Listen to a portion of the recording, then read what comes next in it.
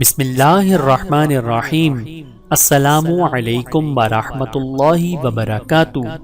حضرت ام حرام رضی اللہ تعالی عنہا بنت ملحان کا قبول اسلام۔ حضرت ام حرام کا شمار نہایت جلیل القدر صحابیات میں ہوتا ہے۔ ان کا تعلق قبیلہ خزرج کے خاندان بنو نجار سے تھا۔ حضرت انس بن مالک کی حقیقی خالہ تھیں۔ بنو نجار کو دعوت حق قبول کرنے میں سبقت کی بنا پر انصار میں خاص امتیاز حاصل تھا۔ حضرت ام حرام بھی اپنی بہن حضرت ام سلیم اور بھائی حضرت حرام بن ملحان کے ساتھ مدینہ منورہ میں اوائل اسلام میں مشرف اسلام ہوئی۔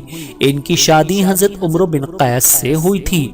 وہ بھی اوائل اسلام میں شرف اسلام سے بہرور ہوئے۔ گویا اسلام کے نور نے سارے گھرانے کو منور کر دیا اور سب کے سب شمع رسالت کے پروانے بن گئے۔ جب حضرت عمرو بن قیس نے احد میں شہادت پائی تو حضرت عبادہ بن صامت کے عقد نکاح میں آئیں، جو بڑے رتبے کے صحابی تھے۔